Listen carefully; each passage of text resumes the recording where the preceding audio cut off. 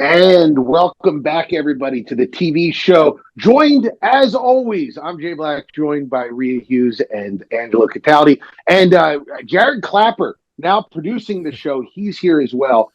Before we get started into anything, I want Angelo to explain his absence last week because I said it was a good thing, but I didn't feel like it was my place to tell everybody. I'm very excited about this news. Angelo, where were you? All right, well, let me start with this. It was a good thing because I didn't have to look at Jared Clapper with his Steelers crap behind him. The season wasn't bad enough for the Eagles. Now we got to watch a guy who's a Steelers fan. Yes. Not Bad day right. for PA.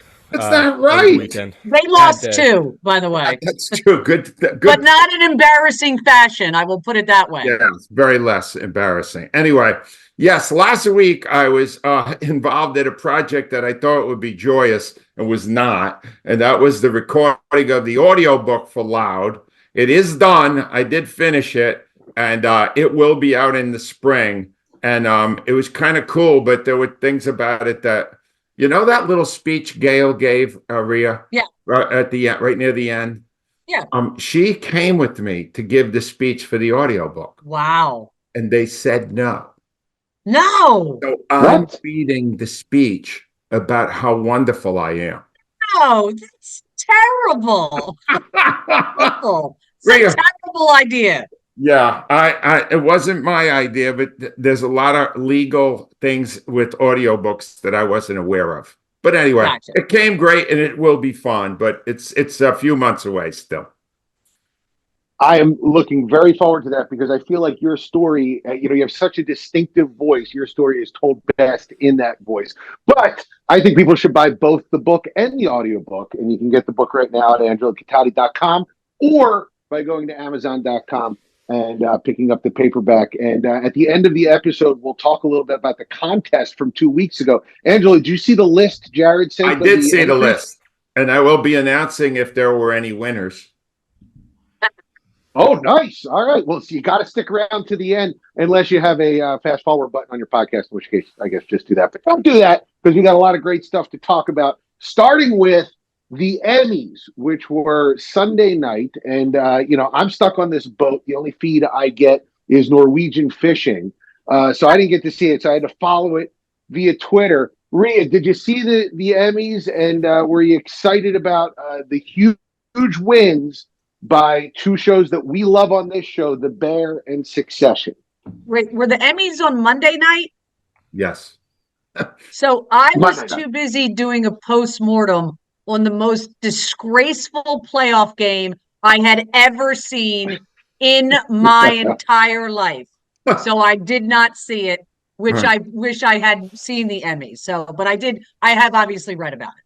All right, Jay, I did see it. By the way, I should point out, since Jay's on the boat, we don't actually have his picture, but we have a beautiful purple Jay there. And Jay, that's actually an improvement over your normal look. And I just so I said, in the future, I would argue to keep the J and lose the head. Just my own theory. All right. Anyway, Jared, can we animate that J? I'll do my best. All right. Anyway, here's the thing. I've been watching award shows for 6, 7 decades. I've been watching them my whole life. This is the one they got the most right in history, Jay. Yeah. They got The Bear. Yeah. Absolutely fantastic. Now, you could argue, not really a comedy, right? But if that's the way it gets the recognition it has deserved, and it has comedic moments, the Fishes episode was hilarious. Yes. Fine with me. Yes, the right show won The Bear. Succession won. I got to know this because I was not here last week. Rhea Hughes, did you take one more stab at Succession? Well, I said we did our New Year's resolutions, and I said I will watch it, but I have a year. I mean, I'm still, I'm still dealing with the Eagles and all that kind of stuff, but I am going to watch it. Here's what I will say about the Succession thing, because I know we're talking about all of these things. Now, Succession is not my cup of tea, but I never realized that from what I was reading about it, it also has a lot of comedic moments. Yes. I have found that because of my love of The Bear, my love of Deadlock, I love deep drama buffeted by hilarious moments because I think it takes you from going, oh God, I really like this show, but it's a little depressing, and this to know that you're going to have those moments. Maybe they have to redo the categories of comedy and drama, but I will now watch. I now am looking forward to getting into Succession now that I know that a lot of people say it's got a lot of comedy in it. Well, here's the thing, Rhea and Jay. I think Yeah. you're the comic, I think. This is how I finally got into it in the third attempt. I focused on Roman Roar, the character played by Kieran Culkin, who won the Emmy for the best actor, right? And that's the entry. Jay, you know comedy better than we do. Is he not one of the funniest characters you have ever seen in a drama? Absolutely. I'd put him up there with Paulie Walnuts, but of course he has a lot more gravitas than the Paulie Walnuts character. And I always go back to The Sopranos as the Rosetta Stone for creating this mix of drama and comedy. Kieran Culkin, who plays Roman Roy, is as close to a Robert Downey Jr. as you can get, which is this guy that can play the big moments, the dramatic moments very well. And the sarcasm, I think, is so effective. He's so shielded in that bubble of sarcasm that when the vulnerability starts to seep through, I think, Angelo, that's maybe why he's the character that lets you get into the show. The vulnerability, those moments happen, they hit all the harder. For all the acidity that he creates, the sweetness that's underneath it hits harder. So, yeah, he's fantastic. And I just want to say one more point. You are correct, Angelo. This is the only award show I've ever seen that gave all the awards to shows that actually deserve them. And I think, Rhea, my solution is get rid of drama and comedy and make it hour and half hour. Make it That's best hour show, best half hour show. Yeah. That's great. That is a Yeah, great. because then a show like Abbott Elementary doesn't get screwed because I think Abbott Elementary is fantastic. The problem is how long's The Bear? Are they like 35, 40 minutes? So I guess in between. yeah, I mean it's literally not much over than the 30-minute rule, but I agree with you, Jay, on that. All right, now, Jay, despite the fact that we're very thrilled with the results, there were some very big injustices I would like to point out, starting with the Succession one. Sarah Snook was terrific in season 4. But if you watched Better Call Saul and you watched Rhea Seehorn, right, my second favorite Rhea, all right, and you just watch one episode, ladies and gentlemen, but watch one episode, even if you don't watch the series.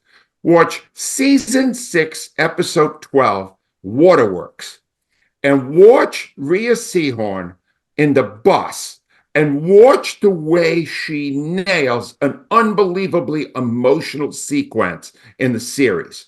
This is a woman. She did not even get nominated. And Saul had all these awards. She didn't get nominated. All these award nominations. They actually didn't win. Jay, they didn't win anything, did they? Yeah, so I'll say this. You are correct. That is the one blind spot of the night. I love Sarah Snook. I think she's fantastic.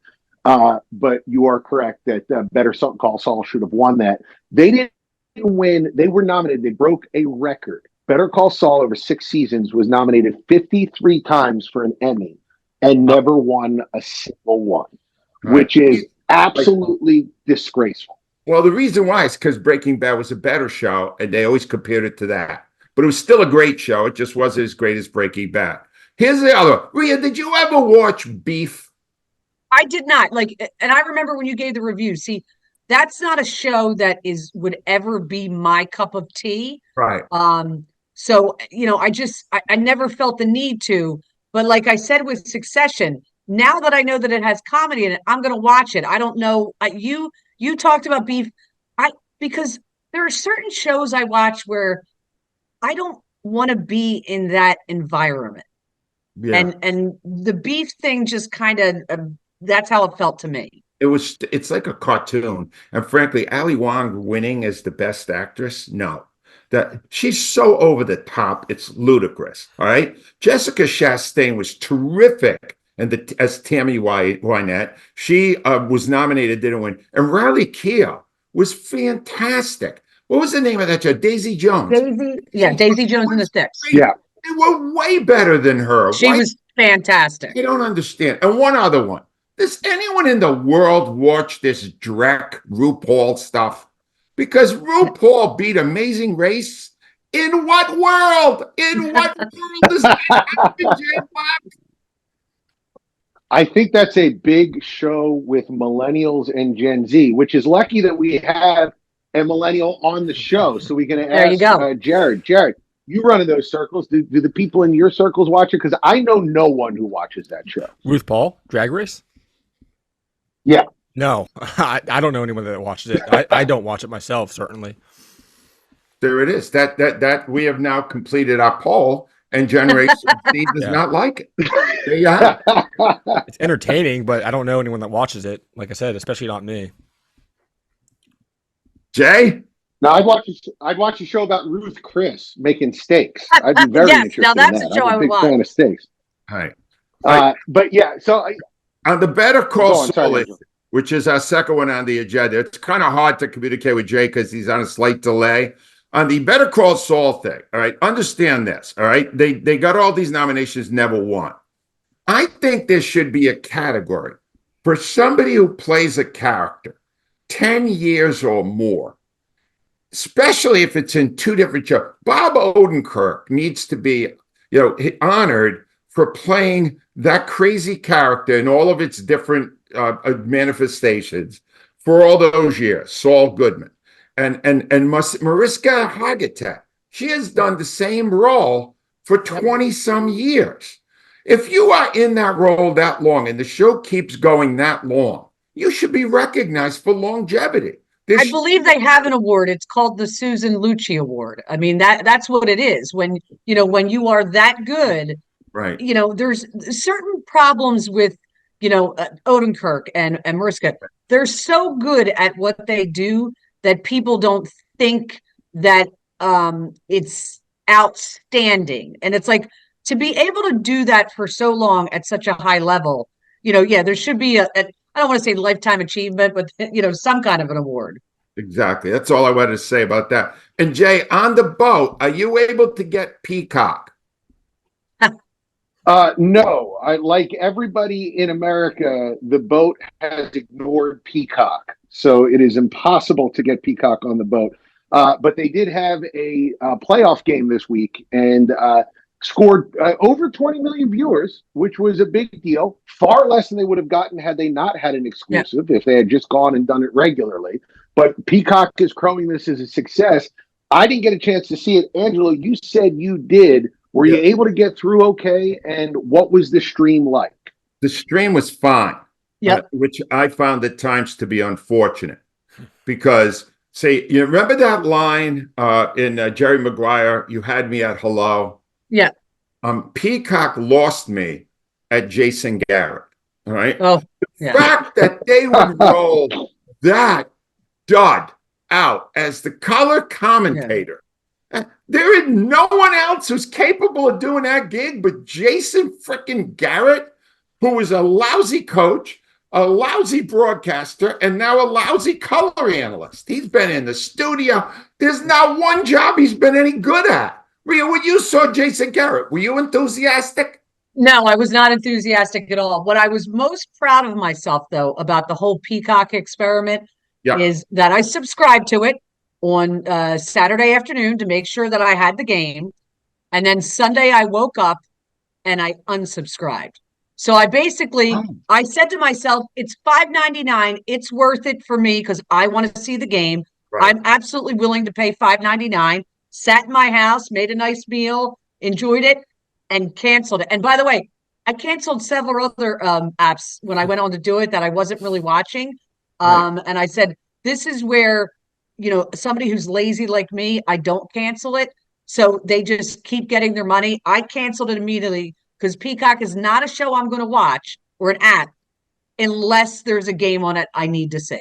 Makes sense. All right. Now, Jay, I want to involve you with this because I have a very bizarre criticism of Peacock's coverage of that game between I believe it was the Bills and the Chiefs. All right. That was the Chiefs. The Chiefs and help me out here. The Chiefs and Anyway, Dolphins. Dolphins or Chiefs. Jay, my biggest criticism, not nearly enough Taylor Swift. I like a ton of Taylor Swift. I like her with the mother, Donna Kelsey. I like all that dancing going on in there. And they're all so worried that they're taken away from the game. I love football. I live my life for football. I need more Taylor Swift. I want more. Did you see that Stephen A. Smith went after Tony Dungy for ripping Taylor Swift? Yeah. That she's making people watch it less. And he goes, listen, I love Tony Dungy. It's completely ridiculous. And it is completely ridiculous. It's great. Don't you like to see that American culture stuff, Jay Black? Absolutely. And what I'll tell you is I think that there's something about sports that there are dudes who dress in suits and try to make it into this sacrosanct thing that's very, a cathedral to a group of men playing a game. And at the end of the day, it isn't that as much as it is entertainment for everybody. And it is entertaining to see the world's biggest pop star who's married to a huge star in the dating a huge star in the NFL, getting excited watching her boyfriend and bringing in tons of new fans into the show. It's insane that anybody would complain about this. And I do think that the people who are complaining about it are, at the very core of themselves are insecure that their job is talking about a game. And it's just a game that everybody should enjoy, and that's the end of it. More Taylor Swift, I agree, Angelo Cataldi. All right, and one other thing. All right, this cowboy as game analyst thing has gone too far. All right, most of them truly suck. All right, Tony Romo, awful, unlistenable to many people. All right, Moose Johnston, how much does he stink? Right. And now I got Jason Garrett to worry about. I'll give you this. All right. Troy Aikman did Monday night's game. Excellent. Troy Aikman's good. Yeah. I can handle him, even though he's a cowboy. But the other guys, just because you were a cowboy, Jimmy Johnson on the studio show, does anyone think he's ever been any good? No. Why the Cowboys? Did they see the Cowboys never win the big game? I want you to know how bad Tony Romo was, and I'm going to invite Jared Clapper in on this one, since you're a Steelers fan, Jared. Tony Romo, who's the color analyst for the game, did not know that the Steelers had two good running backs. Yeah. That's right. He said it. Warren and Najee Harris, you mean? He didn't know that? He didn't know the name? No, he was like, wow. And I'm going, dude, do you not do – he does absolutely – he stopped doing any homework once he wasn't familiar with the league from having played in it. Yeah, no, you can tell he definitely does not do as much research as he did when he first started. I think he got pretty comfortable with his job, with his career, and then you can tell he definitely doesn't know as much. He knows play-by-play for sure. I think he's awesome in his play-by-play analysis. He can call plays before they even happen, which is pretty impressive. But I agree with you. He doesn't really know many things outside of that, and he's been caught with his pants down a couple of times, and this past weekend was another example of that. And one last thing, Jay, on Peacock, I do fully understand why the NFL is trying this new revenue stream. Last word I heard, Jeff Lurie, whose franchise is worth about $5-6 billion, is that he couldn't put food on the table last night. So he desperately needs the Peacock money in order to make ends meet. So, we were going to hold a benefit for him, but I guess the Peacock money will tide him over. Yes. Thank God. He's saving up for an operation for Tiny Tim, and hopefully we can get it because that kid deserves it. All right, so let's switch to something that is well worth $5 or $6 billion. The British segment that Rhea Hughes does every week. Rhea, what do you got for us this week? I got a great one, and it's brand new. Dropped on Apple TV last week. It's called Criminal Record. Now they gave. I thought it was something. I'm spoiled now about binging shows. They only gave you the first 2 episodes. This is how I know it's a good show. When I got to the end, I'm like, what? Where's episode 3? I need episode 3. Episode 3 drops today. So when I get back from my dentist appointment, which hopefully I'm getting the word my braces come off this week, very excited. But it's basically, so it's a show about two detectives, one young, one old. The younger female detectives believes that a man has been wrongfully convicted of murder and he's serving a 24-year sentence. She goes to the older detective who investigated the original crime looking for some help, and he has no interest because he doesn't want to mess up his record. These two basically, over the first two episodes, engage in guerrilla warfare against themselves. The old guy doesn't care that there's new information. He wants to keep his conviction right, and he starts going after getting her investigated by, the police commission. It's two great actors. Like I said, the younger detective, she is Detective June Lenker and DCI Haggerty. It's fantastic. Third episode drops tonight. It's on Apple TV. I'm on it. That sounds perfect. That sounds like I like most of Apple's stuff, don't you? Yeah, they're really good. This is really well done. There's a lawyer for the guy who's wrongly convicted. They need to get her in more episodes because she's providing humor to it. She's fantastic, and I love her. Great. Criminal Record, Apple. It just What else, Rhea? What do we got? it just goes to show you. What's I'll that? hop in there, Rhea. Sorry about that. Oh, sorry. So and for teen segment, and I'm sure you guys have all watched this. I've never seen it. Clark has been binging Parks and Recreation. So he absolutely loves it.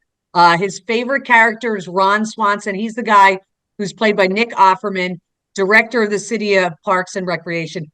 Clark loves him because he works for the government and yet hates the government. Clark must have repeated that to me. Like, I think I'm raising a child who hates the government, but he loves him. The show aired for 7 seasons. It's on a number of, obviously it's the Amy Poehler show that she created. That's kind of like The Office and Modern Family in that they employ the mockumentary style. It's available on YouTube, Peacock, Apple, a lot of different places, but he finds it fantastic. He thinks the sarcastic satire humor is great. Awesome. Sounds great. I got a bunch of stuff here, Jay, and I'm just going to start with the recommendation because I also got something I love right now. I just finished it. It is bingeable, and you can see it all at once. It's called Fool Me Once on Netflix, and it stars. The whole show is this woman, Michelle Keegan. She plays Maya Burkett, and whoever did the show so fell in love with her face, which is frankly spectacular. I have never studied a face more in 8 episodes of it. Rhea, there were close-ups for half of every episode. And she's a great actress. Yes. You're just transfixed by how perfect her face is. It's like you had a sculptor. And the story, I know I'm not getting this story. I'm telling you how great her face is. And it's okay. You can go on about it. I reviewed it last week because you did. Yeah, it's British. It's actually based off a Harlan Coben novel, and he's got that whole Netflix series. I said it was I liked it. Yep. A little soap opera-ish. Yeah. But I mean, I liked it. Did you like it? Did you focus in on her face? Not as much as you did. Yeah, I really did like it. It's good. You know what it was, Rhea? They landed the ending, man. They landed it. They hit it. They did it. You can't predict the ending. It's great. I'm sorry. It's a terrific show. And Michelle Keegan is a star of the immediate future, if she's not already a big star in England, because her face is awesome. All right. Second thing, Jay Black. There's no way on the boat you have seen the end of The Curse, have you? No, I have not seen it, but I have read all of the writing around it, so I'm aware of it, and I know that you loved it, Angelo. You thought it was spectacular. You thought it was brilliant.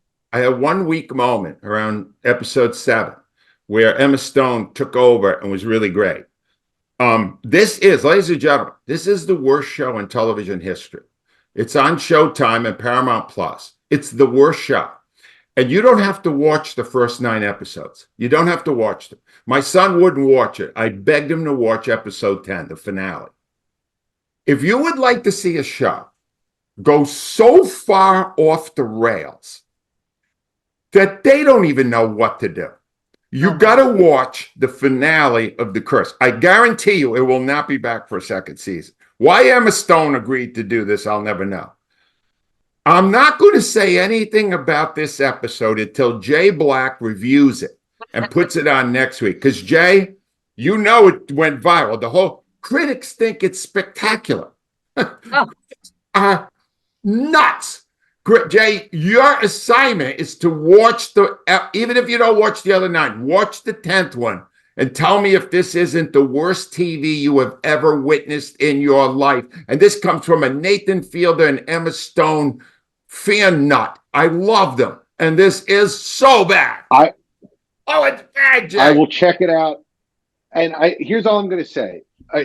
There's a part of me, Angelo, that even though again, I haven't seen it. It just sounds terrible, the last episode.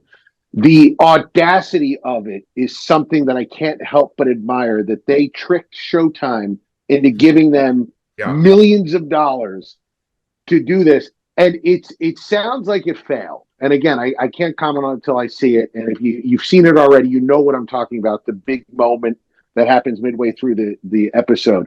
I do think that anybody that can convince a major cable network, or at least a former major cable network, to give them millions of dollars for something that audacious, I got to give that some credit. But I will refrain from commenting further till I see it. I want to mention one thing before we go, because I had done a review. It was actually my brother's review a couple weeks ago on that movie Downsizing. And somebody did a review of Downsizing, comparing it to the Eagles season. I know we started talking, and I just wanted to read it real quick because it was brilliant. And this is by Shane Hath. The 2023 Eagles season reminds me of when I watched the movie Downsizing. At the beginning, I thought it could be good. But as it wore on, I got a sinking feeling it was terrible. But I continued to watch, telling myself, surely it can't be this bad. Spoiler alert, it was. I just thought that was perfect. Do our reviews and a review of the Eagles season all in one. And finally, in our first contest ever for a hardcover copy, which are very hard to find now, of my near bestseller, Loud, Who Would Play Me? It is right now being, they're doing an outline for a screenplay. They are considering making it at some point, possibly, into an actual movie. And I said, who should play me? I was very upset. It became very ethnic. All right. All the people picked Italians. Barbie Carnival. No, he's way too good looking. Sebastian Maniscalco. He's too young. Not bad. He's too young. He's too short. Who wins the book? Nobody. No. Nobody got my pick, which I have recommended to the screenwriter. Jay Black, Adam Sandler. I can see that. I can see it. He's got gravitas. He can be funny. He can be dramatic, just like you. He can be loud, which nasally accent. I can see that. Although I would like to put I looked at the list. I thought Adam Driver was not a bad choice. A couple people said Adam Driver. I could see Adam Driver playing you, Angelo. I could see that. That's the best actor of this generation. He's got the height. He's got the volume. I think he could do it. I'm not saying you have to give those people a book. I'm just saying, good choice, Adam Driver. I got to be honest with you. I think I'm better looking.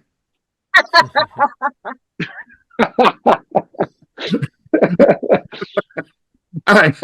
Let me go over.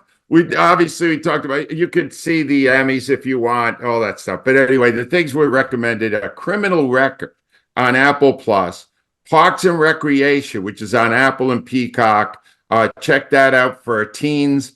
Fool Me Once on Netflix. And if you want to see the worst TV show in history, is available on Paramount Plus now and Showtime. It's called The Curse.